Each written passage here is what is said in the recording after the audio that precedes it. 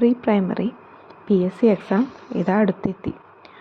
അതിൽ പ്രധാനപ്പെട്ട കുറച്ച് കാര്യങ്ങൾ കോഡ് വെച്ച് പഠിക്കാനുള്ള ഒരു ക്ലാസ്സാണ് ഇപ്പോൾ ഞാൻ പറയുന്നത്.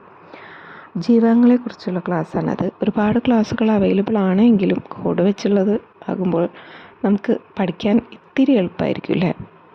അപ്പം അങ്ങനെയുള്ളൊരു ക്ലാസ്സാണിത്. പച്ചക്കറികളിൽ നിന്നും പഴങ്ങളിൽ നിന്നുമെല്ലാം ഏറ്റവും കൂടുതൽ ലഭ്യമാകുന്ന പോഷകഘടകമാണ് ജീവകങ്ങൾ എന്നറിയപ്പെടുന്നത്. ജീവകങ്ങൾക്ക് പേര് നൽകിയ ശാസ്ത്രജ്ഞൻ കാസിമിർ ഫങ്കാണ്. ആകെ എത്ര ജീവകങ്ങളാണുള്ളത്? 13 ജീവകങ്ങൾ. എത്ര എണ്ണമാണ്? 13 ജീവകങ്ങളാണ് ആകെ ഉള്ളത്. പിന്നെ പ്രധാനപ്പെട്ട ചോദ്യം സാധാരണ PSCയിൽ കാണാവുന്നതാണ്. കൊഴുപ്പിൽ ലയിക്കുന്ന ജീവകങ്ങൾ, അതാണ് നമുക്ക് കോഡ് വെച്ച് പഠിക്കാനുള്ളത്. അടക്കാണ് കൊഴുപ്പിൽ ലയിക്കുന്നത്. അതായത് അടക്കായിട്ട് ഇരിക്കുന്നത് എങ്ങനെയാണ്? ADEK, അടക്ക്. എന്നാലോചിച്ച് നോക്കിയേ, ഈ ജീവകങ്ങളാണ് കൊഴുപ്പിൽ ലയിക്കുന്നത്. അവർ അടക്കായിട്ടാണ് ഇരിക്കുന്നത്. അപ്പം അടക്കായിട്ടിരിക്കുക എന്ന് പറയുമ്പോൾ നമുക്ക് കൊഴുപ്പ് തന്നെയാണ് അല്ലേ ഓർമ്മ തന്നെ. അപ്പോൾ അടക്കായിട്ട് ഇരിക്കുന്നവയാണ് കൊഴുപ്പിൽ ലയിക്കുന്ന ജീവകങ്ങൾ എന്നാലോചിച്ചാൽ മതി. അടക്കെന്ന് പറഞ്ഞാൽ എന്താണ്? ADEK, ജീവകം ADEK എന്നിവയാണ് കൊഴുപ്പിൽ ലയിക്കുന്ന ജീവകങ്ങൾ. അടുത്തത് ജലത്തിൽ ലയിക്കുന്ന ജീവകങ്ങളാണ്. ജലത്തിൽ ലയിക്കുക എന്ന് പറഞ്ഞാൽ ബിസി ആയിട്ടുള്ളവരാണ് പോയിട്ട് വെള്ളത്തിൽ വേഗം പോയി കുളിച്ചു വരിക. ഒന്ന് ആലോചിച്ച് നോക്കി അല്ലേ. വേഗം അല്ലാത്തവരിങ്ങനെ നേരെ എടുത്ത് കുളിക്കണവരാ. ബിസി ആയിട്ടുള്ളവരോ വേഗം വെള്ളത്തിൽ പോയിട്ട് കുളിച്ചിട്ട് വരും. അപ്പോൾ ഒന്ന് ആലോചിച്ച് നോക്കി, ജീവകം Bയും Cയും ബിസി ആയിട്ടുള്ളവർ ജലത്തിൽ ലയിക്കുന്ന ജീവകങ്ങളാണ്. കിട്ടിയില്ലേ? അടുത്തത് വിറ്റാമിനുകളുടെ ആധിക്യം മൂലം ശരീരത്തിലുണ്ടാകുന്ന ഒരു ആരോഗ്യാവസ്ഥ, ഒരു രോഗാവസ്ഥ എന്നൊക്കെ പറയാം. അതിനെയാണ് ജീവകാധിക്യം എന്ന് പറയുന്നത്.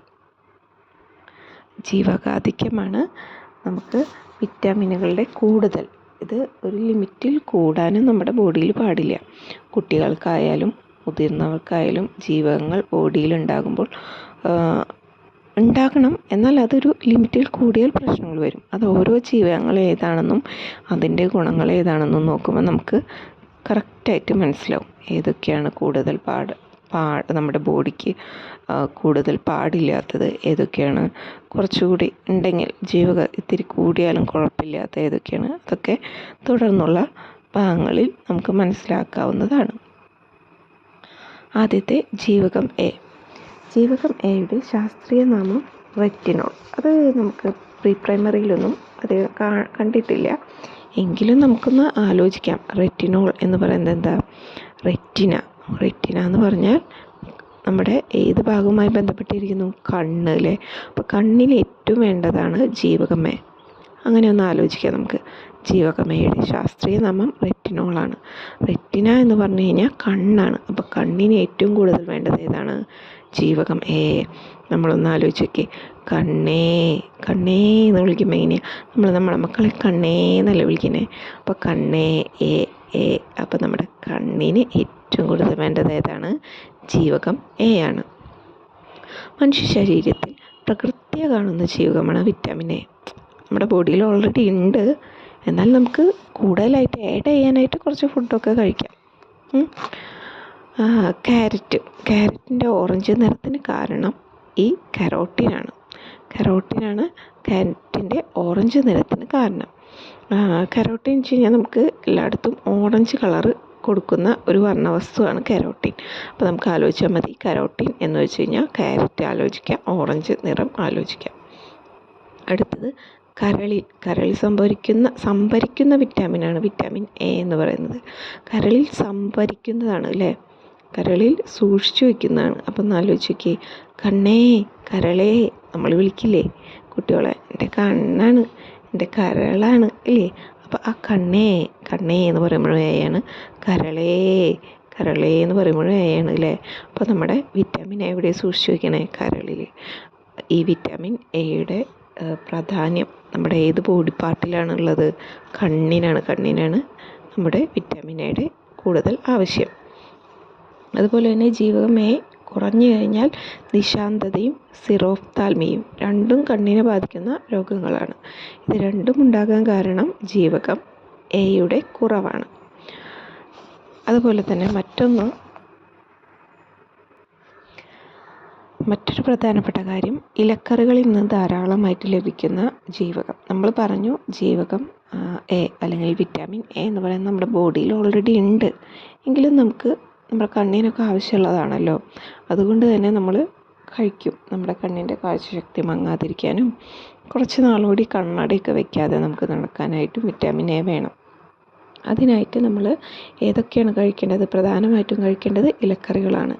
ക്യാരറ്റ്, ചീര, പാലുൽപ്പന്നങ്ങൾ, കരൾ, പയർ, ചേമ്പില, മുരിങ്ങയില എന്നിവയിൽ വിറ്റാമിൻ എ ധാരാളമായുണ്ട്. നമുക്കിതിൽ കരൾ നമുക്ക് ആലോചിക്കാം. ഈ കരളിലാണ് ഈ ജീവകമേ കൂടുതലുണ്ടെങ്കിൽ സംഭരിച്ച് വയ്ക്കുന്ന സ്ഥലം. പിന്നെ ക്യാരറ്റ് നമ്മളിവിടെ പറഞ്ഞതാണ്. ആരെ പറ്റിയിട്ടാണ്? കരോട്ടീനെ പറ്റി പറഞ്ഞപ്പോൾ ക്യാരറ്റ് പറഞ്ഞു. പിന്നെ ഇലവർഗ്ഗങ്ങൾ, ചീര, പയർ, ചേമ്പില, മുരിങ്ങയില, പയറില, ഇതിലൊക്കെ വിറ്റാമിൻ എ ധാരാളമായിട്ടുണ്ട്. പ്രതിരോധ കുത്തിവയ്പ്പിനൊപ്പം കുഞ്ഞിന് നൽകുന്ന ഒരു വിറ്റാമിനാണ് വിറ്റാമിൻ എ. കുത്തിവയ്പ്പിൻ്റെ ഒപ്പം നമ്മൾ കുട്ടികൾക്ക് കൊടുക്കുന്ന വിറ്റാമിൻ കൊടുക്കുന്നുണ്ട്.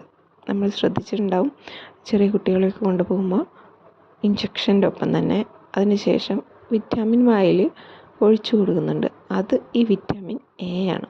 കുട്ടികളുടെ കണ്ണിൻ്റെ ആരോഗ്യത്തിന് വേണ്ടി അവർ വിറ്റാമിൻ എ പ്രതിരോധ കുത്തിവയ്പ്പിനൊപ്പം കുട്ടികൾക്ക് നൽകുന്നതാണ്. അതുകൊണ്ട് തന്നെ വിറ്റാമിൻ എ വളരെ ഇമ്പോർട്ടൻ്റ് ആണ്. ഇതുമായി ബന്ധപ്പെട്ടൊരു ചോദ്യം, വിറ്റാമിൻ എയുടെ കുറവ് മൂലം നമുക്ക് കണ്ണിന് ഉണ്ടാകുന്ന ഒരു അവസ്ഥ അല്ലെങ്കിൽ ഇതാണ് രോഗം എന്നൊക്കെയാണ്. നിശാന്തത, അതുപോലെ തന്നെ പിന്നെ ഏതാണ് നമ്മൾ പഠിച്ചത്? സിറാപ്തോൽമിയ അല്ലേ? ഈ 2 രോഗങ്ങളും മറക്കരുത്. ഇതാണ് പ്രധാനമായിട്ട് കണ്ടുവന്നിട്ടുള്ള ചോദ്യം. ഈ ഭാഗം നിങ്ങൾക്ക് കോഡുകളിലൂടെ പരിചയപ്പെടുത്തിയത് ഇഷ്ടപ്പെട്ട് കാണുമെന്ന് വിചാരിക്കുന്നു.